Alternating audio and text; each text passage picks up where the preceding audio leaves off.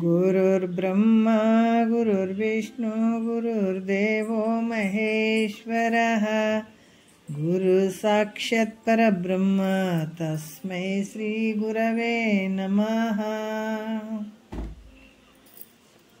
ध्यान मूलो गुरुमूर्ति पूज्य मूलो गुरुपाद मंत्र मूलो गुरुवाक्य मुक्ति मूलो गुरुकृपा।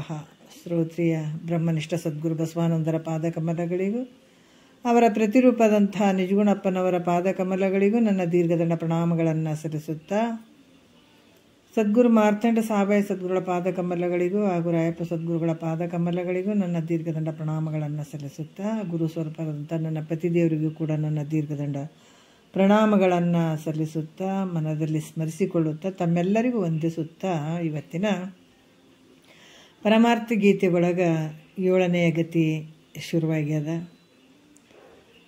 ಇದು ಹಿಂದೆ ಶಿಷ್ಯ ಪ್ರಶ್ನೆ ಮಾಡಿದ್ದ, ಇಂಥ ಪರಿಭವ ಇದು ಯಾವ ರೀತಿ ನಾನು ಕಳ್ಕೊಳ್ಬೇಕು, ಜನನ ಮರಣ ದುಃಖದಿಂದ ನಾನು ಬಿಡುಗಡೆ ಆಗಬೇಕು ಅನ್ನುವಂಥದ್ದು ನನಗೆ ಹೇಳ್ರಿ ಗುರುಗಳೇ ಅಂತ ಮೊದಲನೇ ಒಂದು ಸೂತ್ರದಲ್ಲೇ ಕೇಳ್ಕೊಂಡಿದ್ದಾನೆ. ಮೊದಲನೇ ಗತಿಯಲ್ಲಿ ಈ ಪ್ರಶ್ನೆ ಗುರುಗಳು ಈ ಗತಿಯಲ್ಲಿ ಈ ಸಪ್ತ ಭೂಮಿಕೆಗಳನ್ನು ಹೇಳ್ತಾ ಇದ್ದಾರೆ. ಇದೇ ಸಂಸಾರ ನಿವೃತ್ತಿಗೆ ಸಾಧನ ಆಗಿರುವಂಥದ್ದು. ಸಂಸಾರ ನಿವೃತ್ತಿ ಅಂದರೆ ಜನನ ಮರಣ. ಈ ದುಃಖಗಳಿಂದ ಬಿಡುಗಡೆ ಆಗಬೇಕಾಗಿತ್ತಂದರೆ ಈ ಸಪ್ತ ಭೂಮಿಕೆಗಳು ಭಾಳ ಮುಖ್ಯವಾಗಿರುವಂಥದ್ದನ್ನು ಹೇಳ್ತಾರೆ. ಏನು ಹೇಳ್ತಾರೆ? ಇಂತು ಈ ನಿಜ ಏನು ಹೇಳ್ತಾರೆ? ಯಾಕಂತಂದ್ರೆ ಇಲ್ಲಿ ಹಲವಾರು ವಿಚಾರಗಳನ್ನು ಇಲ್ಲಿ ಹೇಳ್ತಾರೆ ಅವರು. ಇಂತು ಈ ನಿಜ ಸಾಧ್ಯವನ್ನೊಲವಿಂ ತಿಳುಪಿದೆನು ಈಗಳೆಸೆವ ಸಾಧಕರುಗಳು ಇರವಂ ತತ್ಸಾಧನ ತತಿಯಂ ಸಂತರೊಡಂಬಟ್ಟು ಕೇಳುವ ತೆರದಿಂದ ಉಸುರುವೆಂ ಅಂತ ಹೇಳ್ತಾರೆ ಅವರು. ಏನು ಹೇಳ್ತಾರೆ? ಇಂತು ಅಂದರೆ ಈ ಪ್ರಕಾರ, ನಿಜ ಸಾಧ್ಯವಂದರೆ ಅಪರೋಕ್ಷವಾಗಿರುವಂಥ ಆತ್ಮಸ್ವರೂಪವನ್ನೇ ಪ್ರೀತಿಯಿಂದ ಹೇಳಿದೆ. ಇವಾಗ ಏನು ಹೇಳ್ತಾರ ಅಂದ್ರೆ ಮೋಕ್ಷದ ಅಪೇಕ್ಷಿಗಳ ಒಂದು ಸ್ವರೂಪವನ್ನು, ಆ ಸಾಧನಗಳ ಸಮೂಹವನ್ನು ನಾನು ಹೇಳ್ತೇನೆ. ಮೋಕ್ಷವನ್ನು ಪಡ್ಕೊಳ್ಬೇಕನ್ನುವಂಥ ಅಪೇಕ್ಷೆ ಉಳ್ಳಂಥವ್ರು ಏನಿರ್ತಾರ ಅವರು ಈ ಸ್ವರೂಪವನ್ನು ಪಡ್ಕೊಳ್ಬೇಕಾದ್ರೆ ಅದಕ್ಕೆ ಸಾಧನಗಳು ಯಾವ ರೀತಿ ಅದಾವ ಅನ್ನುವಂಥದ್ದನ್ನು ಜ್ಞಾನಿಗಳು ಏನು ಒಪ್ಪುವಂಗೆ, ಹೌದೌದು ಎಷ್ಟು ಚೆಂದಾಗಿ ಹೇಳಿದಾರ ಅನ್ನುವಂಗೆ ನಾನು ನಿನಗೆ ತಿಳಿಸ್ತೀನಿ ಅಂತ ಹೇಳ್ತಾರೆ ಅವರು. ಆದರೆ ಈ ವಿಚಾರ ಹೆಂಗದಾವಂತಂದ್ರೆ ನನ್ನ ಸ್ವಕಲ್ಪಿತದಿಂದ ಹೇಳಿದಂಥದ್ದಲ್ಪ, ವೇದಗಳಲ್ಲಿ ಹೇಳಿದಂಥ ವಿಚಾರಗಳನ್ನು ನಾನು ಹೇಳ್ತೀನಿ ಅನ್ನುವಂಥ ವಿಚಾರವನ್ನು ಹೇಳಿ 1ನೇ ನುಡಿಯಿಂದ ನೋಡೋಣ. ಯಾಕಂತಂದ್ರೆ ಈಗ ಶಿಷ್ಯನ ಪ್ರಶ್ನೆಯನ್ನು ಕುರಿತು ಖುಷಿ ಪಡ್ತಾರೆ ಗುರುಗಳು. ಎಂಥ ಒಂದು ಅದ್ಭುತವಾದಂಥ ಪ್ರಶ್ನೆಯನ್ನು ಕೇಳಿದೆ. ಜಗತ್ತಿನ ಒಳಗೆ ಯಾರು ಕೇಳ್ತಾರೆ ಇಂಥ ಪ್ರಶ್ನೆನ? ಬರೀ ಭೋಗದ ವಿಚಾರಗಳನ್ನೇ ಕೇಳ್ತಾರೆ. ಅದು ಹಂಗಾಗಲಿಲ್ಲ, ಇದು ಹಿಂಗಾಯಿತು, ಹಿಂಗಾಗಬಾರ್ದಾಗಿತ್ತು, ಹಂಗಾಗಬೇಕಾಗಿತ್ತು, ಇದನ್ನು ಹಿಂಗೆ ಮಾಡಿರಿ ಗುರುಗಳೇ, ಹಂಗೆ ಮಾಡಿರಿ ಅಂತ ಈ ಥರದಿಂದನೇ ಕೇಳ್ತಾರೆ ಎಲ್ಲರೂ. ಆದರೆ ನನ್ನ ನಿಜ ಸ್ವರೂಪ ಏನು, ಈ ಸಂಸಾರ ಅನ್ನುವಂಥದ್ದೇನು, ಈ ಜನನ ಮರಣದ ಬಿಡುಗಡೆ ಹೆಂಗಾಗ್ತದಂತ ಈ ಪ್ರಶ್ನೆಯನ್ನು ಕೇಳಿದು ಶಬಾಷ್ ಅಂತ ಹೇಳ್ತಾರೆ ಗುರುಗಳು. ಯಾರಿಗೆ? ಶಿಷ್ಯನಿಗೆ. ಅದಕ್ಕೆ ಈ ಮೋಕ್ಷಕ್ಕೆ ಅನಾಧಿಕಾರಿಗಳು ಯಾರು ನಮ್ಗೆ ಗೊತ್ತಾಗಬೇಕಲ್ಲ. ಎಲ್ಲರೂ ಸಂಸಾರದಾಗ ಅದೀವಿ, ಎಲ್ಲರೂ ಜನನ ಮರಣಕ್ಕೆ ಗುರಿಯಾದಂಥವ್ರು ಅದೀವಿ, ಈ ಸಂಸಾರಗಳನ್ನು ಮಾಡ್ತಾಯಿದ್ದೀವಿ, ವ್ಯವಹಾರ ಮಾಡ್ತಾಯಿದ್ದೀವಿ ಜಗತ್ತಿನೊಳಗೆ, ಹೌದಿಲ್ಲ? ಆದ್ರೆ ಮತ್ತು ಎಲ್ಲರೂ ಒಂದೇ ಥರ ಕಾಣಿಸ್ತಾರ. ಅಧಿಕಾರಿಗಳು ಯಾರು, ಅನಾಧಿಕಾರಿಗಳು ಅದಾರ ಯಾರು ಅಂತ ನಾವು ಗೊತ್ತು ಮಾಡಿಕೊಂಡಾಗ ಇವರು ಅನಧಿಕಾರಿಗಳು ಅದಾರಪ್ಪ ಈ ಮೋಕ್ಷಕ್ಕಂತ ತಿಳ್ಕೊಳ್ಳೋಕೆ ಸಾಧ್ಯ ಆಗ್ತದೆ. ಅದಕ್ಕೆ ಇಲ್ಲಿ ಗುರುಗಳು ಅನಾಧಿಕಾರಿಗಳು ಯಾರದಾರ, ಈ ಮೋಕ್ಷಕ್ಕೆ ಅಧಿಕಾರಿಗಳು ಇಲ್ಲದೇ ಇರುವಂಥವ್ರು ಯಾರಿದ್ದಾರ ಅನ್ನುವಂಥದ್ದು ನಾವು ತಿಳ್ಕೊಳ್ಬೇಕಾಗ್ತದೆ ಅನ್ನುವಂಥ ವಿಚಾರದಲ್ಲಿ 1ನೇ ನುಡಿಯಲ್ಲಿ ಹೇಳ್ತಾರೆ. ಏನು ಹೇಳ್ತಾರೆ? ಸಾಧು ಸುತನೆ ನೀ ಕೇಳಿದ ಈ ಅರ್ಥ ಸಾಧಕ ಜನಕ್ಕೆ ಅತ್ಯಂತ ಯಥಾರ್ಥ. ನೋಡ್ರಿ ಏನಂದ್ರೆ ಸಾಧು ಸುತನೆ ನೀ ಕೇಳಿದ ಈ ಅರ್ಥ ಸಾಧಕ ಜನಕತ್ಯಂತ ಇತ್ಥಾರ್ಥ. ರಾಗಿ ವಿರಾಗಿಗಳೆಂದು ಇಳೆಯೊಳಗೆ ಆಗಲೇ ತೋರುತ್ತಿಹರು ಅವರೊಳಗೆ. ಭುಕ್ತಿ ಸುಖಂ ಸಂಸಾರದೊಳುಂಟು ಮುಕ್ತಿ ನೈದಲ ಅದರೊಳೇನುಂಟು. ಕಲ್ಮರ ನಂತಿರೆ ನಿದ್ರಿತನಂತೆ ಪಾಳ್ಮನೆಯೊಳಗಣ ಜೀವಿಗೆಯಂತೆ ಎನಗದು ಬೇಡಿಹ ಪರವೇ ಸಾಕು ಎನಗದರಿಂ ಸತ್ಕರ್ಮವೇ ಬೇಕು ಎಂದೆನ್ನುತ್ತಿರ್ಪರಿಲ್ಲ. ರಾಗಿಗಳೆಲ್ಲ ಅಂದ ಭೂಮಿಗೆ ಯೋಗ್ಯರೇ ಅಲ್ಲ. ನೋಡ್ರಿ ಎಷ್ಟು ಅದ್ಭುತವಾಗಿ ಇದನ್ನು ನಾವು ಚೆನ್ನಾಗಿ ತಿಳ್ಕೊಳ್ಬೇಕು. ಅನಾಧಿಕಾರಿಗಳು ಯಾರದಾರಪ್ಪ? ಈ ಮುಮುಕ್ಷವನ್ನು ಇವುಗಳ ಮಧ್ಯೆ ಅನಾಧಿಕಾರಿಗಳು, ಈ ಮುಕ್ತಿಯನ್ನು ಪಡ್ಕೊಳ್ಳಿಕ್ಕೆ ಅನಾಧಿಕಾರಿಗಳು ಯಾರದಾರ ನಾವು ತಿಳ್ಕೊಳ್ಬೇಕಾಗ್ತದೆ. ಏನು ಹೇಳ್ತಾರೆ? ಸಾಧು ಅಂದರೆ, ಸಾಧು ಅಂತಂದ್ರೆ ನಾವು ಬೇರೆ ಲೆಕ್ಕದಾಗ ಕಾವಿ ಬಟ್ಟೆ ಹಾಕ್ಕೊಂಡು ಅವ ಸಾಧು ಅಂತ ಹೇಳ್ತೀವಿ, ಹೌದಲ್ಲ? ಅವರು ಇವ್ರು ಅವ್ರು ಸಾಧ್ರಿ, ಇವ್ರು ಸಾಧ್ರಿ, ಮತ್ತು ಹಿಂಗೆಲ್ಲ ಮಾಮೂಲಿ ಲೆಕ್ಕದಾಗ ಅಂತೀವಿ. ಸಾಧು ಅಂತಂದ್ರೆ ಈಗ ಅರ್ಥ ಹೇಳ್ತಾರೆ ಇಲ್ಲಿ, ಸದ್ಗುಣಶಾಲಿ ಆದಂಥವ್ರಿಗೆ ಸಾಧು ಅಂತಾರೆ. ಸದ್ಗುಣಗಳನ್ನು ಇರಬೇಕತ್ತಂದು, ಬರೀ ಸದ್ಗುಣಗಳು ಇರಬೇಕತ್ತದ. ಅಂಥ ಸದ್ಗುಣಶಾಲಿಯಾದಂಥ ಶಿಷ್ಯನೇ ಅಂದ್ರೆ ಏನು ಹೇಳ್ತಾರೆ? ಸುತನೇ. ಸುತನೇ ಅಂದರೆ ಮಗನೇ. ಮಗ ಅಂತಂದ್ರೆ ಮಕ್ಕಳೇನ್ರಿ ಅಂತ ಹಂಗಲ್ಲ, ಶಿಷ್ಯನಿಗೆ ಮಗ ಅಂತ ವರ್ಣನೆ ಮಾಡ್ತಾರೆ, ಹೇಳ್ತಾರೆ, ಬೋಧಿಸ್ತಾರೆ. ನೀನು ಕೇಳಿದ ಪ್ರಶ್ನೆ ಅಂದರೆ ನೀ ಮಾಡಿದಂಥ ಪ್ರಶ್ನೆ, ಈ ವಿಷಯ ಮುಮುಕ್ಷಿಗಳಿಗೆ ಭಾಳಷ್ಟು ಪ್ರಯೋಜನವಾಗಿರುವಂಥದ್ದು ಐತಿ ನೋಡಪ್ಪ. ಕೇಳಿದಂಥ ಪ್ರಶ್ನೆ ಏನದ ಮುಮುಕ್ಷಿಗಳಿಗೆ ಬಹಳ ಒಂದು ಪ್ರಯೋಜನವಾದಂಥದ್ದು. ಯಾಕಂದ್ರೆ ಈ ಭೂಮಿ ಒಳಗೆ ನೋಡ್ರಿ, ಯಾಕಂತ ಇಲ್ಲಿ ಹೇಳ್ತಾರೆ, ಏನು ಹೇಳ್ತಾರೆ? ಈ ಭೂಮಿಗೆ ಯೋಗ್ಯನಾದಂಥ ಅಧಿಕಾರಿಯ ಲಕ್ಷಣವೇನಂತ ನೀನು ಕೇಳಿದಂಥ ಪ್ರಶ್ನೆ, ಇದು ಸಾಧಕರಿಗೆ ಬಹಳ ಹಿತಕರವಾದಂಥದ್ದು. ಇದು ಬಹಳ ಪ್ರಯೋಜನವುಳ್ಳಂಥದ್ದು ಈ ಪ್ರಶ್ನೆ. ಯಾಕಂತಂದ್ರೆ ಇಲ್ಲಿ ಗೊತ್ತಾಗ್ತದೆ ಅವರಿಗೆ ಸುಲಭದಿಂದ ಅಧಿಕಾರಿಯ ಲಕ್ಷಣಗಳನ್ನು. ಯಾಕೆ? ಅನಧಿಕಾರಿ ಲಕ್ಷಣಗಳು ಯಾವುವು, ಅಧಿಕಾರಿಯ ಲಕ್ಷಣಗಳನ್ನು ಯಾವುವು, ಅನಧಿಕಾರಿ ವಿಚಾರಗಳನ್ನು ಬಿಟ್ಟು ಅಧಿಕಾರಿ ಲಕ್ಷಣಗಳನ್ನು ಸಾಧಿಸಿಕೊಳ್ಳಲಿಕ್ಕೆ ಭಾಳ ಅನುಕೂಲ ಆಗ್ತದೆ. ಯಾಕಂದ್ರೆ ಅದಕ್ಕೆ ಹೇಳೋದು ಇಲ್ಲಿ, ನಾವು ಏನೇ ಆಗಲಿ ನಾವು ಮಾಡುವಂಥ ಕೆಲಸ ಅದು ಒಳ್ಳೆಯದು ಕೆಟ್ಟದು, ನಾವು ಸದ್ಗುಣಗಳನ್ನು ಪ್ರಾಪ್ತಿ ಮಾಡ್ಕೊಳ್ಬೇಕು, ದುರ್ಗುಣಗಳನ್ನು ಬಿಡಬೇಕು. ಆದರೆ ಬಿಡಬೇಕಂದ್ರೂ ಕೂಡ ಅದಕ್ಕೆ ಬೇಕಲ್ಲ, ದಾರಿಗಳು ಬೇಕಾಗ್ತದೆ. ದುರ್ಗುಣಗಳನ್ನು ಬಿಡುವುದಕ್ಕೆ, ಸದ್ಗುಣಗಳನ್ನು ಪ್ರಾಪ್ತಿ ಮಾಡ್ಕೊಳ್ಳೋದಕ್ಕೆ ಕೂಡ ನಮಗೆ ದಾರಿ ಬೇಕಾಗ್ತವೆ. ಅದು ಸದ್ಗುರುನಾಥನೇ ಹೇಳ್ತಾನೆ ನೋಡ್ರಿ, ಎಷ್ಟು ಅದ್ಭುತವಾಗಿ ಹೇಳ್ತಾರೆ ಅವರು. ಯಾಕಂತಂದ್ರೆ ಭಾಳ ಸುಲಭದಿಂದ ನಾವು ಅಧಿಕಾರಿ ಲಕ್ಷಣಗಳನ್ನು ನಾವು ಸಾಧನೆ ಮಾಡಿಕೊಳ್ಳಿಕ್ಕೆ, ಸಾಧಿಸಿಕೊಳ್ಳಿಕ್ಕೆ ಅನುಕೂಲ ಆಗ್ತದೆ. ಅದಕ್ಕೆ ನಾನು ಮೊದಲ ಈ ಅಧಿಕಾರಿಯ ಮೊದಲು ನಿನಗೆ ಯಾರು ಹೇಳ್ತೀನಿ ಅಂದರೆ ಅಧಿಕಾರಿಯ ಲಕ್ಷಣವನ್ನು ನಾನು ಹೇಳುವಂಥದ್ದು.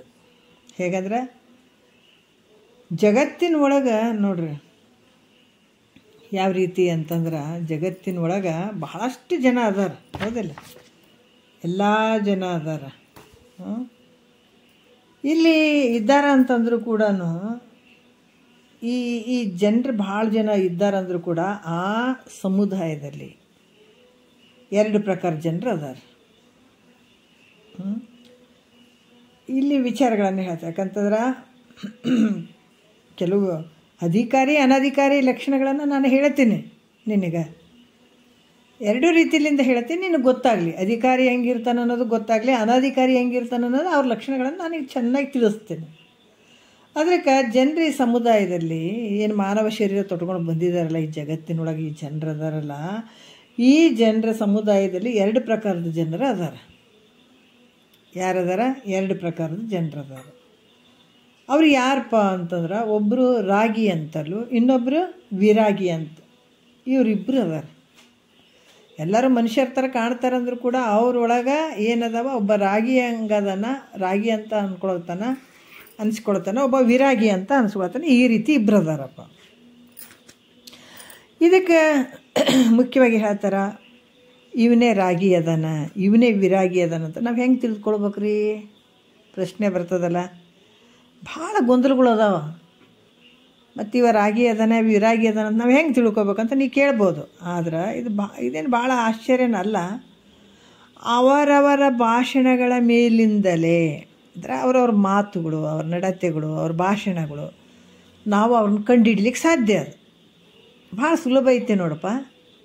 ಅವ್ರ ನಡೆ ನುಡಿ ಮಾತುಗಳಿಂದ, ಅವ್ರ ಭಾವನೆಗಳಿಂದ, ಅವ್ರ ಮನಸ್ಸಿನಿಂದ ಇಂಥವ್ರು ಅಧಿಕಾರಿ ಅದಾರ, ಇಂಥವ್ರು ಅನಧಿಕಾರಿ ಅದಾರ, ಇಂಥವ್ರು ರಾಗಿಗಳು ಅದಾರ, ಇಂಥವ್ರು ವಿರಾಗಿ ಅದಾರ ಅಂತ ಕಂಡುಹಿಡಿಯಕ್ಕೆ ಬರ್ತದೆ. ಈಗ ರಾಗಿಯ ಮಾತುಗಳು ಹೆಂಗಿರ್ತಾವ, ಆತನ ಭಾಷಣ ಹೆಂಗಿರ್ತದೆ, ಆತನ ವಿಚಾರಗಳು ಹೆಂಗಿರ್ತಾವ ಅಂತಂದ್ರೆ ಕೇಳು. ಯಾಕಂದ್ರೆ ಈ ರಾಗಿಯು ಶಬ್ದ, ಸ್ಪರ್ಶ, ರೂಪು, ರಸ, ಗಂಧ. ಯಾಕಂತಂದ್ರೆ ಇವು ಪಂಚ ವಿಷಯಗಳು. ಇವು ಈ ಪಂಚ ವಿಷಯಗಳಿಂದ ಕೂಡಿದಂಥ ಅನೇಕ ಭೋಗ್ಯ ಪದಾರ್ಥಗಳು ಅದಾವೆ. ಅಂದ್ರೆ ನಾನಾ ರೀತಿಯಿಂದ ಶಬ್ದ, ಸ್ಪರ್ಶ, ರೂಪು, ರಸಗಂಧ ಈ ಪಂಚ ವಿಷಯಗಳಿಂದ ಕೂಡಿದಂಥ ಭೋಗ ಮಾಡಲಿಕ್ಕೆ ಅನೇಕ ರೀತಿಯಿಂದ ಪದಾರ್ಥಗಳು ಅದಾವೆ. ಅಂದ್ರೆ ಈ ನಾನಾ ತರಹದ ಪಕ್ವಾನ್ನಗಳು, ಮಧುರವಾದಂಥ ಪಕ್ವಾನ್ನಗಳು, ಮತ್ತು ರಂಭ ತಿಲೋತ್ತಮರಂತಿರುವ ಸುಂದರ ಸ್ತ್ರೀಯರು ಇದ್ದಾರೆ. ವಸ್ತ್ರ ಮತ್ತು ಈ ಭೂಷಣ, ಸಂಪತ್ತುಗಳು, ವಾಹನ, ಧನ, ಧಾನ್ಯಾದಿ ಇವುಗಳಿಂದ ನಮಗೆ ಈ ಸಂಸಾರದಲ್ಲಿ ಪ್ರತ್ಯಕ್ಷವಾಗಿ ಸುಖವಾಗ್ತದೆ ಅನ್ಕೊತಾರೆ ಇವರು. ಯಾಕಂತಂದ್ರೆ ಶಬ್ದ, ಸ್ಪರ್ಶ, ರೂಪಗಳಿಂದ ಕೂಡಿದಂಥ ಈ ಮಧುರ ಥರವಾದ ನಾನಾ ಪಕ್ವಾನ್ನಗಳು ಅದಾವ. ಇಲ್ಲಿ ವಸ್ತ್ರ, ವಾಹನ ಎಲ್ಲ ಸಂಪತ್ತು ಐತಿ. ಇದರಿಂದ ಸಂಸಾರದಲ್ಲಿ ಪ್ರತ್ಯಕ್ಷವಾಗಿ ನಮ್ಗೆ ಸುಖ ಆಗಕತ್ತದ ಈಗ. ಯಾಕಂತಂದ್ರೆ ಈ ವಿಷಯೇಂದ್ರಿಯಗಳ ಸಂಯೋಗದಿಂದ, ಅಂದರೆ ಈ ವಿಷಯೇಂದ್ರಿಯಗಳು ಅಂತಂದ್ರೆ ಶಬ್ದ, ಸ್ಪರ್ಶ, ರೂಪು, ರಸಗಂಧ ಜ್ಞಾನೇಂದ್ರಿಯಗಳ ಒಡಗೂಡಿ ಇಂದ್ರಿಯಗಳಿಂದ ಈ ವಿಷಯಗಳ ಸಂಯೋಗದಿಂದ, ವಿಷಯೇಂದ್ರಿಯಗಳ ಸಂಯೋಗದಿಂದ ಈ ಉತ್ಪನ್ನ ಆದಂಥ ಸುಖವನ್ನು ತ್ಯಾಗ ಮಾಡಿ ಮೋಕ್ಷವನ್ನು ಹೊಂದಿದ್ರಲ್ಲಿ ಇಷ್ಟು ಎದುರುಗಡೆನೇ ನಮ್ಗೆ ಇಂಥ ಭೋಗದ ವಸ್ತುಗಳದಾವ. ಇದನ್ನು ಸುಖ ಪಡಲಾರ್ದ ನಾವು ಇದನ್ನೆಲ್ಲ ಬಿಟ್ಬಿಟ್ಟು, ಇದನ್ನೆಲ್ಲ ತ್ಯಾಗ ಮಾಡಿಬಿಟ್ಟು, ಇಂಥ ಸುಖವನ್ನು ತ್ಯಾಗ ಮಾಡಿಬಿಟ್ಟು ಮೋಕ್ಷವನ್ನು ಹೊಂದಿದ್ರೆ ಅದ್ರಾಗ ಏನೈತೆ ಮೋಕ್ಷದಾಗ? ನೋಡ್ರಿ ಅವ್ರ ಮಾತುಗಳು ಹಿಂಗಿರ್ತಾವೆ. ಇದನ್ನು ನಮ್ಗೆ ದಿನ ಕುಂತು ಕೇಳ್ತೀವಿ. ಭಾಷೆ ಜನ ಅಂತಾರೆ, ಪ್ರೀ ದಿನ ಇದನ್ನೇ ಕೇಳ್ತೀರಲ್ರಿ, ಅದ್ರಾಗ ಏನೈತೆ ಅಂತಂದ್ರೆ ಕೇಳೋದು. ಯಾವಾಗೋ ಒಂದು ಸಲ ಪೂಜೆ ಪುರಸ್ಕಾರ ಮಾಡ್ತೀವಪ್ಪ, ದೇವಸ್ಥಾನಗಳಿಗೆ ಹೋಗ್ತೀವಿ, ತೀರ್ಥಯಾತ್ರೆಗೆ ಹೋಗ್ತೀವಿ, ಅಷ್ಟಾಗ ಬೇಕಾದಷ್ಟು ಆಗ್ತದಪ್ಪ. ದಿನ ಒಂದು ಟೈಮ್ ಕುಂತು ಕೇಳಿದ್ರೆ ಆಗ್ತದ. ಇದೆಲ್ಲರ ಹತ್ರನೂ ಇರ್ತಾರೆ, ಮನೆಗೂ ಇರ್ತಾರೆ, ಹೊರಗೂ ಇರ್ತಾರೆ, ಹಿಂಗೆ ಅನ್ನೋರು. ಅದಾದ್ಬಿಟ್ಟು ಏನೋ ಒಂದು ಕೆಲಸ ನಿಮಿತ್ತ ಮಾಡಿಬಿಟ್ಟು ಇವತ್ತು ಈ ಕೆಲಸ ಇದೇ ಟೈಮಿಗೆ ಆಗ್ಬೇಕು ನೋಡ್ರಿ. ಯಾಕಂತಂದ್ರೆ ಅವ್ರಿಗೆ ಇಷ್ಟನೂ ಇರೋಂಗಿಲ್ಲ. ಏನು ದಿನ ಏನು ಕೇಳ್ಬೇಕು ಹೇಳ್ರಿ, ಅದ್ರಾಗ ಏನೈತೆ ಅಂತಾರೆ. ಈ ರೀತಿ ಇದ್ರಾಗ ಏನಾಗ್ತದೆ ಅಂತಂದ್ರೆ ವಿಷಯೇಂದ್ರಿಯಗಳ ಸಂಯೋಗದಿಂದ ಆ ಉತ್ಪನ್ನವಾಗಿರುವಂಥ ಸುಖ ಏನು ಇರ್ತದೆ ಅದನ್ನು ತ್ಯಾಗ ಮಾಡಿ ಮೋಕ್ಷ ಹೊಂದಿದ್ರೆ ಅದರಲ್ಲಿ ಏನಾದ್ರು ಹೇಳ್ರಿ? ಏನೂ ಇಲ್ಲ. ಯಾಕಂತಂದ್ರೆ ಈ ಮೋಕ್ಷ ಕಣ್ಣಿಗೆ ಕಾಣ್ತದ, ನಮಗೆ ಸುಖ ಕೊಡ್ತದ, ಅಥವಾ ಮನಸ್ಸು ವಾಣಿಗಳಿಗೆ ಏನದ ಅತೀತವಾಗಿರುವಂಥದ್ದು ಐತಿದು. ನಾವು ಶಬ್ದ, ಸ್ಪರ್ಶ, ರೂಪು, ರಸಗಂಧ, ಶಬ್ದ ಈಗ ಚಂದ ಕೇಳಿ ಆನಂದ ಪಡ್ತೀವಿ. ಹೌದು. ಈಗ ಕುಂತು ಕಣ್ಣು ತುಂಬ ಟಿ ವಿ ನೋಡ್ತೀವಿ. ಹೌದಾ? ಟಿ ವಿ ನೋಡ್ತೀವಿ, ಸೀರಿಯಲ್ಗಳು ಇರ್ತಾವೆ, ಏನೋ ಒಂಥರ ಖುಷಿ ಆಗ್ತದಪ್ಪ, ನಮಗೆ ವಿಷಯಗಳು ಗೊತ್ತಾಗ್ತದ. ಸಂಸಾರ ಮಾಡೋಕೆ ಇವ್ರು ಹಿಂಗೆ ಮಾಡಿದ್ರು ಅಂತ ಅದ್ರಾಗ ಒಳ್ಳೇದನ್ನು ಹೇಳ್ತಾರೆ, ಜಗಳ ಹಚ್ಚೋದನ್ನು ಹೇಳ್ತಾರೆ. ಅದ್ರಾಗ ಮನ್ಯಾಗ ಅಲ್ಲೋಲ ಕಲ್ಲೋಲ ಆಗ್ಬೇಕು. ಅದ್ರಾಗ ಮನ್ಯಾಗ ಗಂಡಗೆ ಹಂಗೆ ಮಾಡೋದು, ಹೆಣ್ತಿಗೆ ಹಿಂಗೆ ಮಾಡೋದು, ಅತ್ತಿ ಹಿಂಗೆ ಮಾಡಿದ್ರು ಅನ್ನೋದು, ಮಾವ ಹಿಂಗೆ ಮಾಡಿದ್ದು ಅನ್ನೋದು, ಇದನ್ನೆಲ್ಲ ತೋರಿಸಿ ಮನ್ಯಾಗ ಗದ್ದಲಿಕ್ಕಿಡೋ ಅಂತ ಸೀರಿಯಲ್ಗಳಿಗೆ ಜಗಳನೇ ಹಚ್ಬೇಕು ಮನ್ಯಾಗ.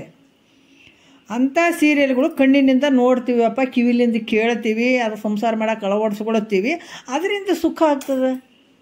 ಒಂದು ಹಾಡುಗಳು ಕೇಳ್ತೀವಿ, ಅದರಿಂದ ಸುಖ ಆಗ್ತದೆ. ಚಂದ ತಿಂತೀವಿ, ಮುಂಜಾನೆ ಸಂಜೆ ತನಕ ಇದ್ರಾಗ ಅಡಿಗೆ ಚಂದ, ಇದ್ರಾಗ ಇದು ಮಾಡಿದ್ರೆ ಚಂದ, ಇದು ಮಾಡಿದ್ರೆ ಚಂದ ಅಂತ ಪಕ್ವಾನ್ನಗಳನ್ನು ಮಾಡಿಕೊಂಡು ತಿಂದ್ರೆ ಅದ್ರಾಗ ಸುಖ ಐತೆ. ಆದ್ರೆ ಈ ಮೋಕ್ಷ ಅನ್ನುವಂಥದ್ದು ಎದ್ರಾಗ ಸುಖ ಕೊಡ್ತದೆ ಹೇಳ್ರಿ? ಅದು ಶಬ್ದಾದಿಗಳಂತ ನಮಗೇನಾದ್ರೂ ಗೋಚರ ಆಗ್ತದನ? ಇಲ್ಲಲ್ಲ. ಅದು ತ್ರಿಪುಟಿಗಳಿಗೆ ವಿಲಕ್ಷಣವಾದದ್ದು. ಯಾವ 3 ಗುಣಗಳಿಗೂ ನಿಲುಕದೇ ಇರುವಂಥದ್ದು, 3 ಶರೀರಗಳಿಗೂ ನಿಲುಕದೇ ಇರುವಂಥದ್ದು, ಜಾಗ್ರ ಸ್ವಪ್ನಗಳಿಗೂ ನಿಲುಕದೇ ಇರುವಂಥದ್ದು. ಯಾಕಂತಂದ್ರೆ ಇಂತಹ ಮುಕ್ತಿ ಒಂದು ವೇಳೆ ಇದ್ದಾಗಾದರೂ ಕೂಡ ಅದರಿಂದ ನಮಗೇನು ಉಪಯೋಗ ಆಗಲಿಲ್ಲ, ಆದದ್ದಲ್ಲ, ನಮಗೇನು ಉಪಯೋಗ ಆದದ್ದಲ್ಲ. ಇಂಥ ಮೋಕ್ಷ ಆದಂತ ಅಂದರೂ ಕೂಡ ಇದರಿಂದ ನಮಗೇನು ಉಪಯೋಗ ಆದದ್ದಲ್ಲ. ಅದು ಹೆಂಗದ ಅಂತಂದ್ರೆ ಅದು ಈಗ ನಾವು ಕಣ್ಣಿಲ್ಲ ನೋಡಿದ್ರೆ ತೃಪ್ತಿ ಪಡ್ತೀವಿ, ಕಿವಿಲೆ ಕೇಳಿದ್ರೆ ನಾವು ಖುಷಿ ಪಡ್ತೀವಿ. ಇದೆಲ್ಲ ನಮ್ಗೆ ಡೈರೆಕ್ಟ್ ಸುಖ ಕೊಡುವಂಥವದ. ಇದು ಏನೇ ಇಲ್ಲ, ಇದು ಕಣ್ಣಿಗೂ ಗೋಚರ ಆಗಂಗಿಲ್ಲ, ಮನಸ್ಸಿಗೂ ಅರ್ಥ ಆಗಂಗಿಲ್ಲ. ಮಾತು ಮನಗಳಿಂದ ಹತ್ತತ್ತ ಮೀರಿದ, ಎಲ್ಲದಕ್ಕೂ ಮೀರಿದಂಥದಂತಹದ. ಆದ್ರೆ ಅದರಿಂದ ನಮಗೇನು ಉಪಯೋಗ ಅದ?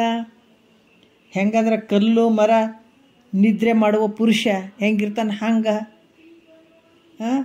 ಈ ಮತ್ತು ಹಾಳು ಮನೆಯೊಳಗಿನ ದೀವಿಗೆ, ಹಾಳು ಮನೆಯೊಳಗೆ ದೀಪ ಇಟ್ಟರೆ ಅದರಿಂದ ಏನು ಪ್ರಯೋಜನ ಅದು ಹೇಳ್ರಿ? ಏನು ಪ್ರಯೋಜನ ಇಲ್ಲಲ್ಲ. ಈ ದೃಷ್ಟಾಂತಗಳಂತೆ ಮುಕ್ತಿ ಪಡ್ಕೊಂಡ್ರೆ ಅದು ವೇಸ್ಟ್, ಅಂದರೆ ಅದು ನಿಷ್ಪ್ರಯೋಜಕವಾಗಿರುವಂಥದ್ದು.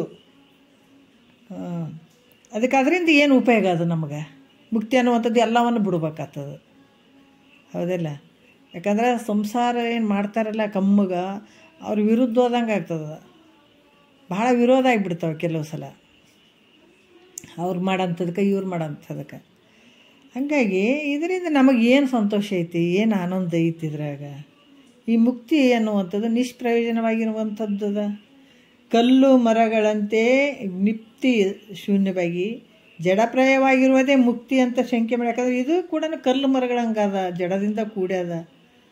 ಅದಕ್ಕೆ ಜಡಪ್ರಾಯವಾಗಿರುವಂಥದ್ದು ಇಂಥ ಮುಕ್ತಿ ಅಂತನ್ನುವಂಥದ್ದನ್ನು ಅಲ್ಲಿ ಶಂಕೆ ಮಾಡಿದಾಗ ಅದಕ್ಕೆ ಸಿದ್ಧಾಂತಿಗಳು ಹೇಳ್ತಾರೆ. ಇದನ್ನೆಲ್ಲ ಯಾರು ಹೇಳ್ತಾರೆ? ಈ ರೀತಿ ಹೇಳುವಂಥ ರಾಗಿಗಳು.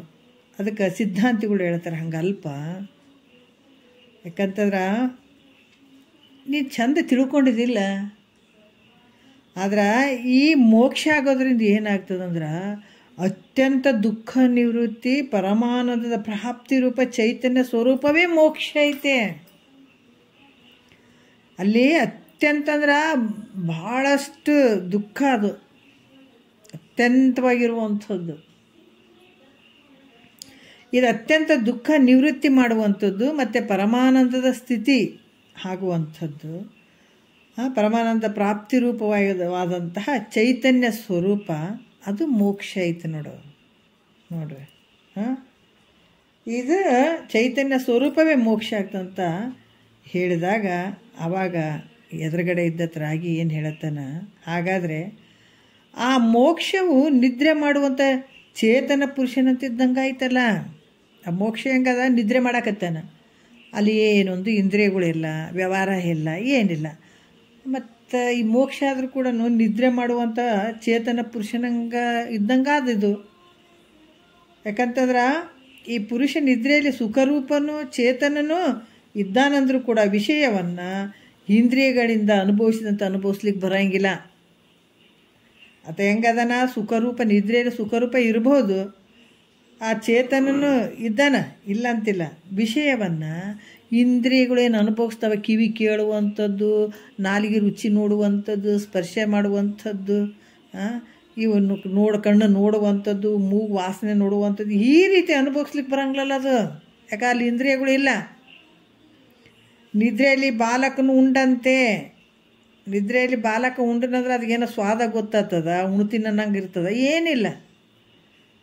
ಅದೇ ರೀತಿ ಕೂಡ ಪುರುಷನು ನಿದ್ರೆಯಲ್ಲಿ ಅಜ್ಞಾತ ಸುಖವನ್ನು ಅನುಭವಿಸಿದಂತೆ. ಈ ಹುಡುಗ ಮನೆಗಿರ್ತದೆ, ನಿದ್ದೆ ಎತ್ತಿರ್ತದೆ, ಬಾಯಾಗ ಅನ್ನ ಇಟ್ಟರೆ ಚಪ್ಪರಿಸ್ತಿರ್ತದೆ, ಆದ್ರೆ ಆ ರುಚಿನೂ ಗೊತ್ತಿಲ್ಲ, ಉಣ್ತೀನಿ ಅನ್ನೋದು ಗೊತ್ತಿಲ್ಲ, ಏನೂ ಇಲ್ಲ. ಅದ್ರಂಗೆ ಇಲ್ಲಿ ಕೂಡ ನಿದ್ರೆಯಲ್ಲಿ ಬಾಲಕ ಉಂಡಂಗೆ ಪುರುಷ ನಿದ್ರೆಯಲ್ಲಿ ಅಜ್ಞಾತ ಸುಖವನ್ನು ಅನುಭವಿಸಿದಂತೆ ಇರುವ ಈ ಮುಕ್ತಿ ನನಗೆ ಬೇಡ ಅಂತನತ್ತ. ಇದ್ರಾಗ ಏನೈತೆ ಅಂತ? ಸುಖ ಐತೇನ ಅದ್ರಾಗ?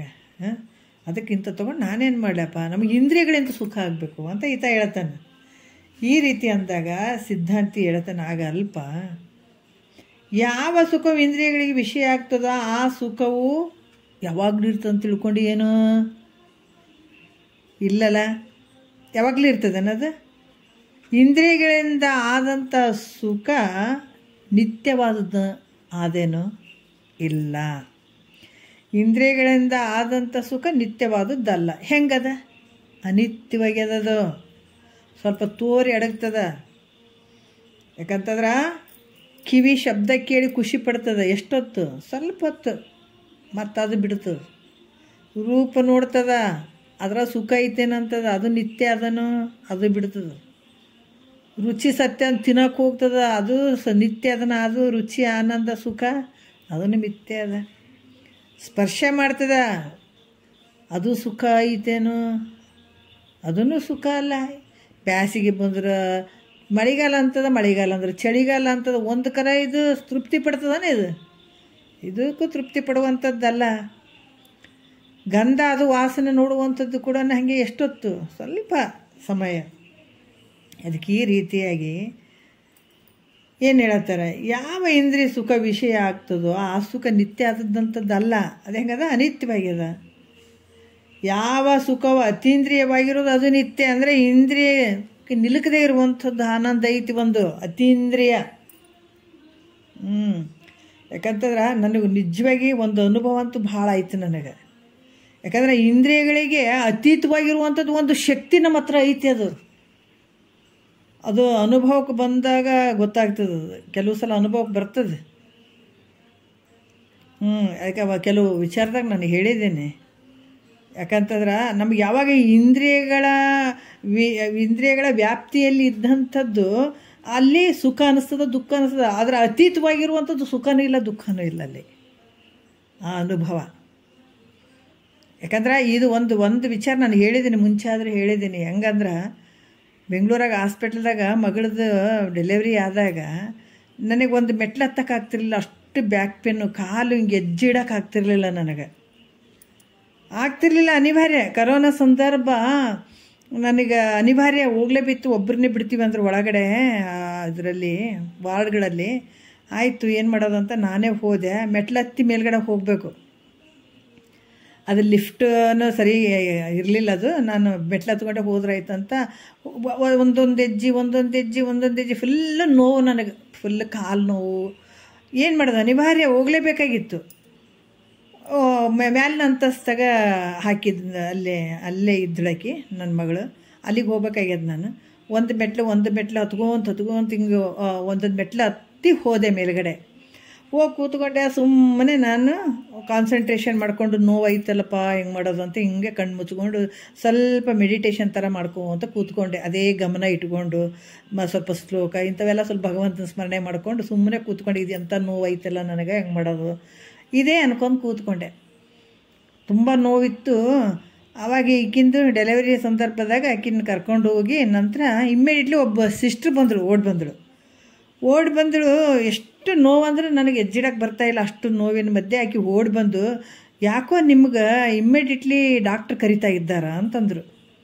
ನನ್ನ ತಲೆಗೆ ಏನಾಯಿತು, ಏನು ಹಿಂಗೆ ಇಮ್ಮಿಡಿಯೇಟ್ಲಿ ಆಕೆ ಇಷ್ಟು ಫಾಸ್ಟಾಗಿ ಬಂದು ಕರಿತಾ ಇದ್ದಾಳೆ ಅಂದರೆ ಏನಾರ ಸೀರಿಯಸ್ ಆದಂತ ಹೇಳಿದ್ರ ಅಥವಾ ಏನು ಹೇಳ್ತಾರೆ ಇವರು, ಏನಾಗಿಬಿಡ್ತು ಮಗಳಿಗೆ ಅಂತ ನನಗೆ ಒಂಥರ ಗಾಬರಿ ಆಗಿಬಿಡ್ತು.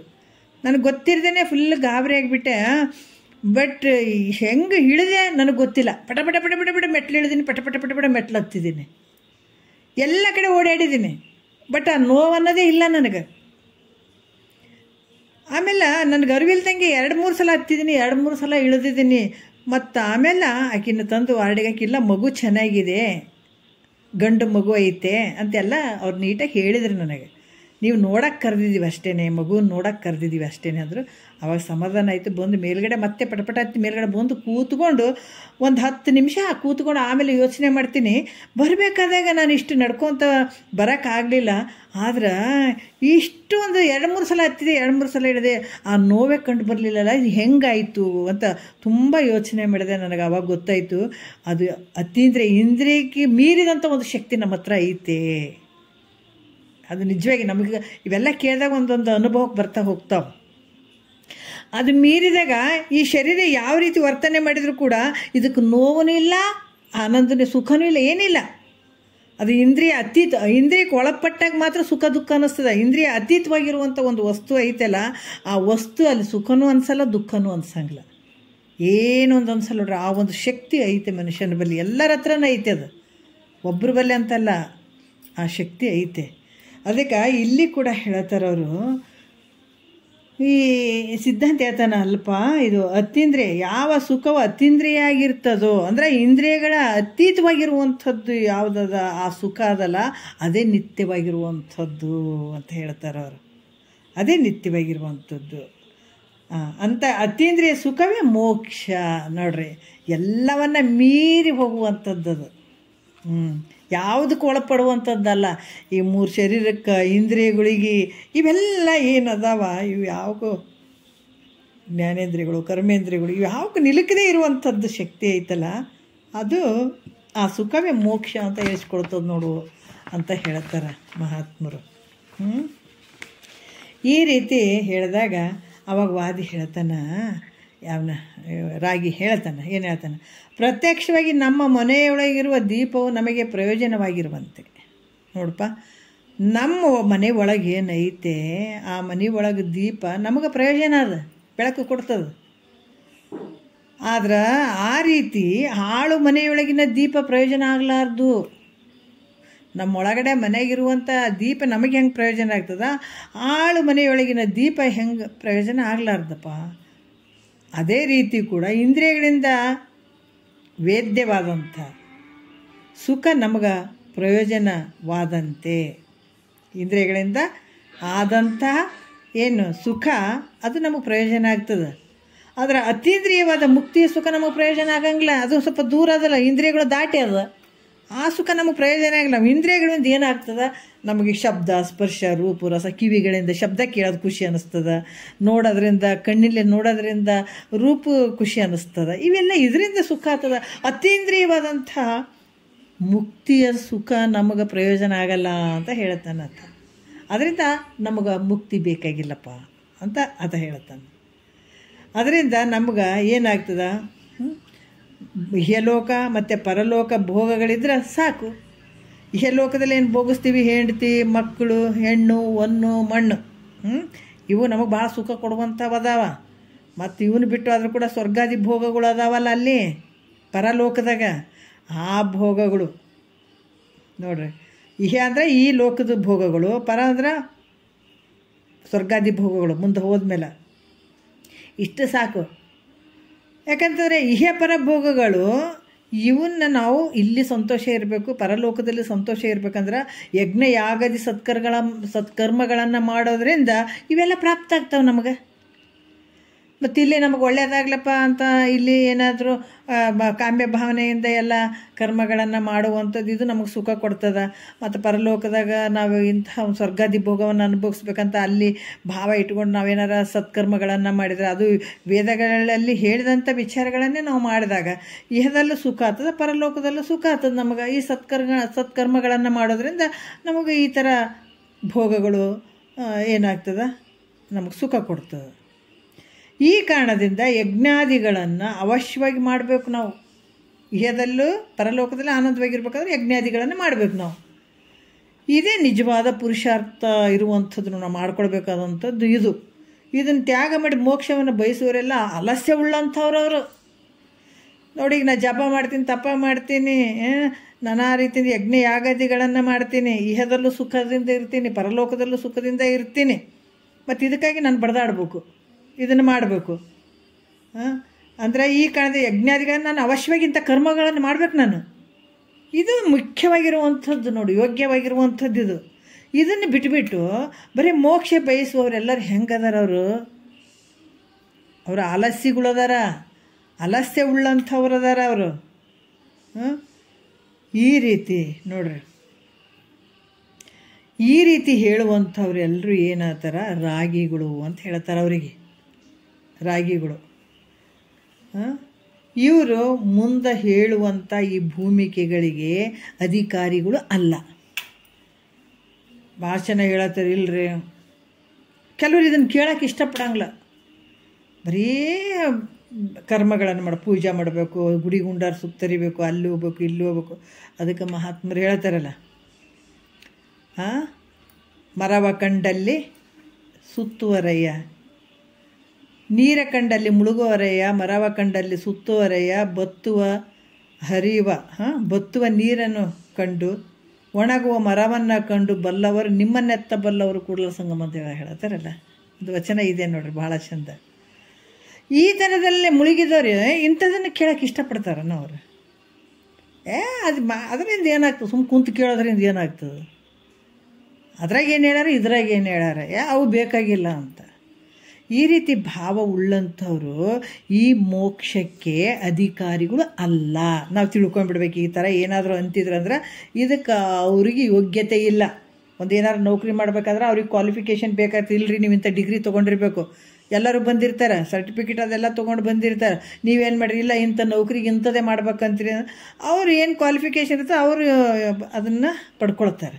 ಇರದೇ ಇದ್ದರೆ ಇಲ್ಲರಿ ನೀವು ಇದೇನು ಮಾಡಿಲ್ಲಲ್ಲ, ಇದು ನಿಮ್ಗೆ ಸಂಬಂಧ ಬರೋಂಗಿಲ್ಲ, ಇದು ನಿಮ್ಮ ನೌಕರಿ ಆಗಲ್ಲ, ನಿಮಗೆ ನೀವು ನಡೀರಿ ಅಂತ ಕಳಿಸ್ತಾರಲ್ಲ. ಹಂಗೆ ಇಲ್ಲಿನೂ ಕೂಡ ಇವ್ರು ಏನು ಅದಾರ, ಅದರಿಂದ ಏನಾಗ್ತದೆ, ಇದರಿಂದ ಏನಾಗ್ತದೆ, ಮುಕ್ತಿ ಪಡ್ಕೊಂಡ್ರೆ ಏನಾಗ್ತದೆ, ಕೇಳಿದ್ರೆ ಏನಾಗ್ತದೆ, ಅದರಿಂದ ಸುಖ ಆಗಿಬಿಡ್ತದೆ, ಆನಂದ ಆಗಿಬಿಡ್ತದೆ ಅನ್ನೋದು ಈ ಥರ ಏನು ಮಾತಾಡ್ತಿರ್ತಾರಲ್ಲ ಅವರು ರಾಗಿಗಳು ಅಂತ ಅನಿಸ್ಕೊಳ್ತಾರ. ಈ ಸಪ್ತಭೂಮಿಕೆಯ ಅವರು ಅಧಿಕಾರಿಗಳು ಅಲ್ಲ, ತಿಳ್ಕೊಬೇಕು. ಈ ರೀತಿ ತಿಳ್ಕೊಳ್ಳಬೇಕಾದಂಥದ್ದು ಅಂತ ಹೇಳಿ ಈಗ ಎರಡನೇ ನುಡಿಯಲ್ಲಿ ಹೇಳತ್ತಾರೆ. ಏನು ಹೇಳತ್ತಾರ ನೋಡೋಣ. ಈಗ ಹೇಳ್ತಾರ, ಕರ್ಮವ ದಾರು ತೆರೆದೋಳೆಸದಿರ್ಕು, ಧರ್ಮವ ನರಿಯದು ವಿಧಿ ವಿಡಿದಿರ್ಕು, ಸುರಪದವಿಯುವುದೇ ಕಾಮ್ಯವೆನಿಕ್ಕು, ನರಕ ಪ್ರದವೇ ನಿಷಿದ್ಧಮೆನಿಕ್ಕು, ನೇಮದ ನಿತ್ಯಂ ಜಾತಿ ಪ್ರದವು, ನೈಮಿತ್ತಿಕವದು ಪುತ್ರ ಪ್ರದವು, ದುರಿತ ಹರವು ಹರಪೂಜೆ ನಮಕ್ಕು, ಪರಪದವಿಯುವುದೇ ವಾಸನೆಯಕ್ಕು, ಇವರೋಳ್ ಕಾಮ್ಯ ನಿಷೇಧವನುಳಿದು, ತವಕಮ್ಮಿ ಕುಳಿದವ ನೆರೆ ತಿಳಿದು, ಆಯಾ ಕರ್ಮವನ್ನು ಒಲವಿಂ ಮಾಡಿ ಆಯಾ ಫಲಬಹುದವರಿಗೆ ಕೂಡೆ ಅಂತ ಇಲ್ಲಿ ಹೇಳುವಂಥದ್ದು. ಏನು ಹೇಳ್ತಾರ ಅನ್ನುವಂಥದ್ದನ್ನು ಸ್ವಲ್ಪ ನೋಡೋಣ. ಭಾಳ ವಿಶೇಷವಾಗಿ ಅವರು ಹೇಳುತ್ತಾರ. ಏನು ಹೇಳ್ತಾರ ಅಂತಂದ್ರೆ, ಈಗ ಮೊದಲ ಆ ರಾಗಿ ವಿರಾಗಿ ಎರಡು ಥರ ಇರ್ತಾರಂತ ಹೇಳಿದರು. ರಾಗಿ ಏನು ಮಾಡ್ದ, ನನಗೆ ಮೋಕ್ಷ ಬೇಡ, ಇಹೆ ಪರ ಭೋಗಗಳಿದ್ರೆ ಸಾಕಪ್ಪ ಅಂತ ಅಂದ್ಕೊಂಡ. ಹೌದಿಲ್ಲ?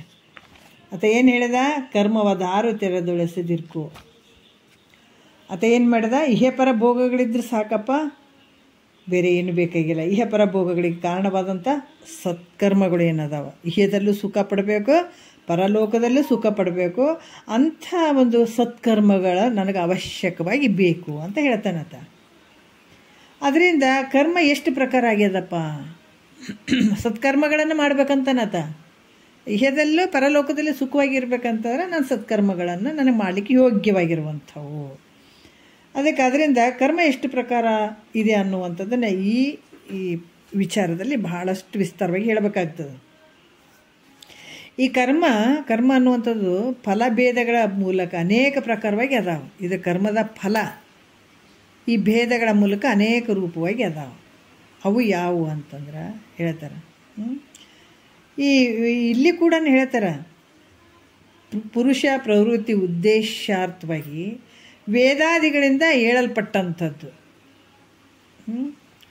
ಯಾಕಂದ್ರೆ ಇಷ್ಟ, ಪೂರ್ತ, ದತ್ತ ಮೊದಲಾದ ಕ್ರಿಯೆ ವಿಶೇಷಣಗಳೇ ವಿಹಿತ ಕರ್ಮ ಅನ್ನುವಂಥದ್ದು ಹೇಳಲ್ಪಡುವಂಥದ್ದು. ಯಾಕಂತಂದ್ರೆ ಇಲ್ಲಿ ಕೂಡ ವೇದಗಳಿಂದ ಹೇಳಿದಂಥದ್ದು ಈ ಬ್ರಾಹ್ಮಣ ವಧ, ಪರಸ್ತ್ರೀ ಗಮನ ಇವುಗಳನ್ನು ಮಾಡೋಕ್ಕೆ ಹೋಗಬೇಡ. ಈ ನಿಜಗುಂಡ್ರು ಕೂಡ ಬಹಳ ಚಂದ ಹೇಳುತ್ತಾರೆ. ಏನಂತಂದ್ರೆ, ಎಂತೊಲಿವನು ನಿನಗಿನ್ನೆಂತೊಲಿವನು, ಕರಣತ್ರಯದ ದೋಷ ಮೇರೆ ಕಂತು ಕಾಲಪುರ ವೈರಿ ಗುರು ಶಂಭುಲಿಂಗ ತನಗಿನ್ನೆಂತೊಲಿವನು ಅನ್ನೋದ್ರಾಗ ಅಲ್ಲಿ ಪರವಧುವಿನ ಕೂಟ, ಅನ್ಯರ ವಿತ್ತಾಪಹರಣ, ಅಭಕ್ಷ್ಯ ಸೇವನೆ, ಹಿಂಸೆ, ಪರಿವಿಡದ ಈ 4 ಪಾಮರ ಏನು ಜನ್ಮಕ್ಕೆ ಒಯ್ಯಂಥವು ಅಂತ ಹೇಳ್ತಾರೆ ಅವರು. ಅದಕ್ಕೆ ಇಲ್ಲಿ ಕೂಡ ಇವನು ಮಾಡೋಕ್ಕೆ ಹೋಗಬೇಡ. ಬ್ರಾಹ್ಮಣ ವಧ ಮಾಡುವಂಥದ್ದು, ಪರಸ್ತ್ರೀ ಗಮನವನ್ನು ಮಾಡುವಂಥದ್ದು, ಇವುಗಳನ್ನು ಮಾಡೋಕ್ಕೆ ಹೋಗಬೇಡ. ಅದಕ್ಕೆ ನಿನಗೆ ಇದರಿಂದ ಏನಾಗ್ತದಪ್ಪ, ಇದು ಮಾಡೋದ್ರಿಂದ ನಿನಗೆ ಇಲ್ಲಿ ಚಂದ ಕಾಣ್ಬೋದು, ನೀ ಮಾಡುವಂಥ ಕೆಲಸ ಚಂದ ಕಾಣ್ಬೋದು. ಆದ್ರೆ ನಿನಗೆ ಇದರಲ್ಲಿಂದ ಏನು ಫಲ ಅದಪ್ಪ ಅಂದ್ರೆ ನರಕ ಲೋಕದ ಪ್ರಾಪ್ತಿ ಅದ. ಯಾಕಂದ್ರೆ ಹೇಳ್ತಾರೆ, ಪರವಧುವಿನ ಕೂಟ, ಅನ್ಯರ ವಿತ್ತಾಪಹರಣ, ಅಭಕ್ಷೆ ಸೇವನೆ, ಹಿಂಸೆ. ಇವು ಏನಾಗ್ತದೆ, ನರಕಕ್ಕೆ ತೊಗೊಂಡು ಹೋಗ್ತಾವೆ ಇವು. ಮತ್ತು ನರಕದಲ್ಲಿ ಸುಮ್ಮನೆ ಇರಕ್ಕೆ ಬಿಡ್ತಾರೆ ನಿನಗೆ.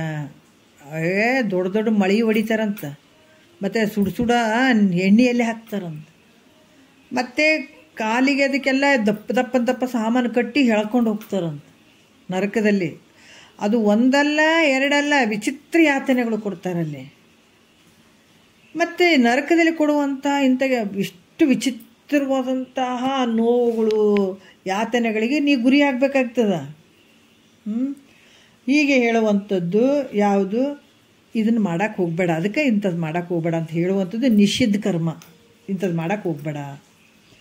ಮತ್ತು ಸ್ವರ್ಗಲೋಕವನ್ನು ಕೊಡುವಂಥದ್ದು ಕಾಮ್ಯ ಕರ್ಮ ಆಗ್ತದೆ. ಮಾಡಬಾರ್ದು, ನಿಷಿದ್ಧ ಕರ್ಮವನ್ನು ಮಾಡಬಾರ್ದು, ಇಂಥದ್ದು ಮಾಡಬಾರ್ದು ಅಂತ ಹೇಳಿದ್ದನ್ನು ನೀವು ಮಾಡಿದೆ ಅಂದ್ರೆ ಅದರಿಂದ ನರಕ ಪ್ರಾಪ್ತಿ ಆಗ್ತದೆ. ಮತ್ತು ಸ್ವರ್ಗಲೋಕವನ್ನು ಕೊಡುವಂಥದ್ದು ನೀವು ಮಾಡಿದ್ರೆ ಅದು ಕಾಮ್ಯ ಕರ್ಮ ಅನಿಸ್ಕೊಳ್ತದೆ. ಸ್ವರ್ಗಲೋಕ ಬೇಕು ಅಂತಂದ್ರೆ ಅದೇನು ಅನಿಸ್ಕೊಳ್ತದೆ, ಕಾಮ್ಯ ಕರ್ಮ ಅಂತ ಅನಿಸ್ಕೊಳ್ತದೆ. ಅಂಥ ಕರ್ಮಗಳು, ಸ್ವರ್ಗಾದಿ ಭೋಗಗಳು ನನಗೆ ಬೇಕು ಅಂತ ಮಾಡುವಂಥ ಕರ್ಮಗಳು ಯಾವಂದ್ರೆ ಯಜ್ಞ ಯಾಗಾದಿಗಳು ಇರ್ತಾವೆ. ಯಾಕಂತಂದ್ರೆ ಈ ಕಾರಿರಿ ಯಾಗ ಮಾಡೋದ್ರಿಂದ ಮಳೆ ಬರ್ತದಂತೆ, ಯಾಗ ಮಾಡೋದ್ರಿಂದ ಇದು ಕಾಮ್ಯ ಕರ್ಮ ಅಂತ. ಯಾಕಂದ್ರೆ ಮಳೆ ಬರಲಿ ಅಂತ ನಾವು ಯಾಗಗಳನ್ನು ಮಾಡೋದ್ರಿಂದ. ಇದೇನಾಗ್ತದೆ ಅಂತಂದ್ರೆ ಯಜ್ಞಾದಿಗಳನ್ನು ಮಾಡೋದ್ರಿಂದ. ಯಾಕಂದ್ರೆ ಇದು ಯಾವ ರೀತಿ ಅಂದ್ರೆ ಈ ಕಾರಿರಿ ಅನ್ನುವಂಥ ಯಾಗ ಮಾಡೋದ್ರಿಂದ ಮಳೆ ಬರ್ತದಂತ. ಇದಕ್ಕೆ ಕಾಮ್ಯ ಕರ್ಮ ಅಂತ ಹೇಳಿಸ್ಕೊಳ್ತದೆ. ಈ ರೀತಿಯಾಗಿ ಈಗ ಅನೇಕ ರೀತಿಯಿಂದ ಯಾವುದು ನಿಯಮವಾಗಿ ಸ್ನಾನ ಮಾಡುವಂಥದ್ದು, ಸಂಧ್ಯಾ ವಂದನಾದಿ ಕರ್ಮಗಳನ್ನು, ನಿತ್ಯ ಕರ್ಮಗಳನ್ನು ಮಾಡುವಂಥದ್ದು. ಮತ್ತು ಏನಂತಂದ್ರೆ ಪುತ್ರ ಫಲವನ್ನು ಉಂಟು ಮಾಡುವಂಥದ್ದು ನೈಮಿತ್ತಿಕ ಕರ್ಮ, ಇದು ಒಂದು. ಮತ್ತು ಯಾವುದಾದ್ರೂ ಒಂದು ನಿಮಿತ್ತವಾಗಿ ನಿತ್ಯ ನೈಮಿತ್ತಿಕ, ಮತ್ತು ಯಾವುದೋ ಒಂದು ನಿಮಿತ್ತವಾಗಿ ಅಮಾವಾಸ್ಯೆ ಹುಣ್ಣಿಮೆ ದಾನ ಮಾಡುವಂಥದ್ದು, ಶ್ರಾದ್ದಾದಿಗಳು ನೈಮಿತ್ತಿಕವಾಗಿರ್ತವೆ. ಯಾಕಂದರೆ ಯಾವಾಗೋ ಒಂದೊಂದು ಸಲ ಮಾಡುವಂಥದ್ದು, ಇದು ನೈಮಿತ್ತಿಕ ಕರ್ಮ ಅಂತ ಅನಿಸ್ಕೊಳ್ತದೆ. ಮತ್ತು ಸಾಧಾರಣವಾಗಿ ಪಾಪ ಮಾಡಿದ್ದು ಮನಸ್ಸಿನಲ್ಲಿ ಕೊರಿತಾ ಇತ್ತು, ಹೆಂಗೆ ಮಾಡೋದಪ್ಪ, ಇದು ನನ್ನಿಂದ ಘಟಿಸಿ ಹೋಯ್ತಲ್ಲ ಇಂಥ ಪಾಪ ಅನ್ನುವಂಥ ಭಾವ ಏನಾದರೂ ಇತ್ತು ಅಂತಂದಾಗ ಅಲ್ಲಿ ಅದರ ನಿವೃತ್ತಿ ಸಲುವಾಗಿ ಈಶ್ವರ ಪೂಜೆ, ಗಂಗಾ ಸ್ನಾನ ಮೊದಲಾದ ಕರ್ಮಗಳು ಅದಾವೆ ಈ ಪಾಪವನ್ನು ನಿವೃತ್ತಿ ಮಾಡ್ಕೊಳ್ಳೋದಕ್ಕೆ.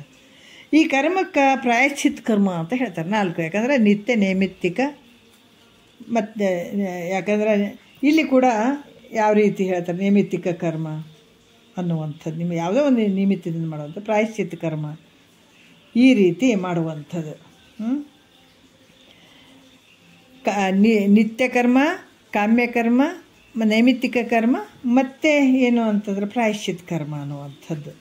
ಈ ರೀತಿಯಾಗಿ ಇಲ್ಲಿ ಯಾವ ರೀತಿ ಅಂತಂದ್ರೆ ನಿನಗಿದು ಕೂಡ ಏನಾಗ್ತದೆ, ಈ ಕರ್ಮಗಳನ್ನು ಮಾಡೋದ್ರಿಂದ ನಿನ್ನ ಪಾಪ ಒಂದು ಪ್ರಾಯಶ್ಚಿತ್ ಕರ್ಮ ಅಂತ ಕೂಡ ಇದಕ್ಕೆ ಹೇಳ್ತಾರೆ. ಪ್ರಾಯಶ್ಚಿತ್ ಮಾಡ್ಕೊಳ್ಳುವಂಥದ್ದು ಮಾಡಿದಂಥ ಪಾಪಕ್ಕೆ. ಆದರೆ ಇವು ಸ್ವರ್ಗವನ್ನು ಕೊಡುವಂಥದ್ದು ಇದು ಯಜ್ಞ ಅಲ್ಲ. ಸ್ವರ್ಗವನ್ನು ಕೊಡುವಂಥದ್ದು ಯಜ್ಞ ಅಲ್ಲ. ಯಾಕಂದರೆ ಯಜ್ಞ ಮಾಡ್ತಿರ್ಬೇಕಾದಾಗ ಇವೆಲ್ಲ ಏನಾಗ್ತಾವೆ, ಯಜ್ಞವನ್ನು ಮಾಡಿ ನಷ್ಟ ಆಗಿ ಹೋಗ್ತಾವೆ. ಯಜ್ಞ ಮಾಡ್ತಿರುವಾಗ ನಷ್ಟವಾಗಿ ಹೋಗ್ತದೆ. ಅದರಿಂದ ನಷ್ಟವಾದ ಯಜ್ಞ ಕರ್ಮವು ಸ್ವರ್ಗ ಫಲವನ್ನು ಕೊಡೋಂಗಿಲ್ಲ. ನಷ್ಟವಾದಂಥ ಯಜ್ಞ ಕರ್ಮ ಏನಾಗ್ತದ ಅಲ್ಲಿ ಸ್ವರ್ಗ ಫಲವನ್ನು ಕೊಡೋಂಗಿಲ್ಲ. ಯಾವ ರೀತಿ ಅಂದ್ರೆ ಇಲ್ಲಿ ಕೂಡ ಏನು ಹೇಳ್ತಾರ ಅಂತಂದ್ರೆ, ಯಜ್ಞ ಕರ್ಮಗಳನ್ನು ಮಾಡಿದ ಸಂಸ್ಕಾರವು ಅಂತಃಕರಣದಲ್ಲಿ ಸಂಸ್ಕಾರ ರೂಪದಿಂದ ಉಳಿತದೆ. ಮರಣಕಾಲದಲ್ಲಿ ವಾಸನ ರೂಪವಾಗಿ ಅದೇನಾಗ್ತದೆ, ಉತ್ಪನ್ನ ಆಗ್ತದೆ. ಅದು ವಾಸನ ರೂಪವಾಗಿ ಇಲ್ಲಿ ಅಂತರ್ಯಾಮಿ ಪ್ರೇರಣೆಯಿಂದೊಡಗೂಡಿ ಸ್ವರ್ಗ ಫಲವನ್ನು ಕೊಡುತ್ತದೆ. ಏನೇ ನೀವು ಮಾಡಿದರೂ ಕೂಡ ಅಂತಃಕರಣದಲ್ಲಿ ಅದು ವಾಸನೆ ಇರ್ತದೆ, ಅಂದರೆ ಸಂಸ್ಕಾರ ರೂಪವಾಗಿ ಇರ್ತದೆ. ಅದಕ್ಕೆ ಈ ರೀತಿಯಾಗಿ ಇಲ್ಲಿ ಕೂಡ 6 ವಿಧವಾದ ಕರ್ಮಗಳು, ಇವನ್ನೆಲ್ಲ ಏನಪ್ಪ ಅಂದ್ರೆ ಈ ನಿಷ್ಕಾಮ ಕರ್ಮ, ಕಾಮ್ಯ ಕರ್ಮ, ನಿಷಿದ್ಧ ಕರ್ಮ, ನಿತ್ಯ ಕರ್ಮ, ನಿಮಿತ್ತ ಕರ್ಮ, ಪ್ರಾಯಶ್ಚಿತ್ತ ಕರ್ಮ ಅನ್ನುವಂಥವು 6 ಕರ್ಮಗಳು. ನಿಷ್ಕಾಮ ಕರ್ಮ ಅನ್ನುವಂಥದ್ದು, ಕಾಮ್ಯ ಕರ್ಮ ಅನ್ನುವಂಥದ್ದು, ನಿಷಿದ್ಧ ಕರ್ಮ ಅನ್ನುವಂಥದ್ದು, ನಿತ್ಯ ಕರ್ಮ ಅನ್ನುವಂಥದ್ದು, ನೈಮಿತ್ತಿಕ ಕರ್ಮ ಅಂಥದ್ದು, ಪ್ರಾಯಶ್ಚಿತ್ತ ಕರ್ಮ ಅಂಥದ್ದು. ಇವು 6 ಏನದಾವ ವಿಧಗಳಾದಂಥ ಕರ್ಮಗಳಲ್ಲಿ ಮೋಕ್ಷವನ್ನು ಅಪೇಕ್ಷೆ ಮಾಡುವಂಥವನು ಕಾಮ್ಯ ಮತ್ತು ನಿಷಿದ್ಧ ಕರ್ಮಗಳನ್ನು ತ್ಯಾಗ ಮಾಡಬೇಕು. 6 ರೀತಿಯಿಂದ ಕರ್ಮಗಳೇನು ಅದಾವ, ಅದರಲ್ಲಿ 2 ತ್ಯಾಗ ಮಾಡಬೇಕು. ಯಾವುದು? ಒಂದು ಕಾಮ್ಯ ಕರ್ಮ, ಒಂದು ನಿಷಿದ್ಧ ಕರ್ಮ. ಯಾಕಂತಂದರೆ ಈ ಕರ್ಮಗಳ ಫಲವಾದಂಥ ಸ್ವರ್ಗ ನರಕ ಭೋಗಗಳನ್ನು ಅನುಭವಿಸೋದಕ್ಕಾಗಿ ಈ ಜನ್ಮಗಳನ್ನು ತಾಳಬೇಕಾಗ್ತದೆ. ಯಾಕಂದರೆ ಸ್ವರ್ಗವನ್ನು ಅನುಭವಿಸ್ಬೇಕಂತ ಹೇಳ್ಬಿಟ್ಟು ಈ ಭಾವನೆ ಇಟ್ಕೊಂಡು ಕರ್ಮ ಮಾಡಿದರೂ ಕೂಡ ಸ್ವರ್ಗಕ್ಕೆ ಹೋಗ್ಬೇಕಾಗ್ತದೆ, ಮತ್ತು ನರಕನೂ ಅನುಭವಿಸ್ಬೇಕಾಗ್ತದೆ. ನಿಷಿದ್ಧ ಕರ್ಮ ಮಾಡಿದ್ರೆ ನರಕವನ್ನು ಅನುಭವಿಸ್ಬೇಕಾಗ್ತದೆ. ಇವೆರಡು ನರಕ ಭೋಗಗಳನ್ನು ಅನುಭವಿಸೋಕೆ ಈ ಜನ್ಮಗಳನ್ನು ತಾಳಬೇಕಾಗ್ತದೆ. ಸ್ವರ್ಗ ನರಕವನ್ನು ಅನುಭವಿಸೋದಕ್ಕಾಗಿ ಈ ಒಂದು ಜನ್ಮಗಳನ್ನು ತಾಳಬೇಕಾಗ್ತದೆ. ಅದರಿಂದ ಈ 2 ಕರ್ಮಗಳನ್ನು ಬಿಟ್ಟು ಉಳಿದ ನಿತ್ಯ, ನೈಮಿತ್ತಿಕ ಮತ್ತು ಪ್ರಾಯಶ್ಚಿತ್ತ ಕರ್ಮ, ಅದು ಒಂದು ನಿಷ್ಕಾಮ ಕರ್ಮ, ಇವು ಕರ್ಮಗಳನ್ನು ಗುರುಮುಖದಿಂದ ತಿಳ್ಕೊಂಡು ಶ್ರದ್ಧೆಯಿಂದ ಆ ಕರ್ಮಗಳನ್ನು ಮಾಡಿದರೆ ಅವರಿಗೆ ಆಯಾ ಕರ್ಮಗಳ ಫಲಗಳು ಪ್ರಾಪ್ತಿಯಾಗ್ತಾವ. ನೋಡ್ರಿ, ಯಾಕಂದ್ರೆ 6 ರೀತಿಯಿಂದ ಕರ್ಮಗಳು ಅದಾವಲ್ಲ, ಈ ಕರ್ಮಗಳದಾಗ 2 ಬಿಡುವಂಥದ್ದು. ಕಾಮ್ಯ ಕರ್ಮ ಬಿಡಬೇಕು, ಮತ್ತು ನಿಷಿದ್ಧ ಕರ್ಮವನ್ನು ಬಿಟ್ಟು ಉಳಿದ ಕರ್ಮಗಳನ್ನು ನಿತ್ಯ, ನೈಮಿತ್ತಿಕ, ನಿಷ್ಕಾಮ, ಪ್ರಾಯಶ್ಚಿತ್ತ ಕರ್ಮಗಳನ್ನು ಮಾಡು.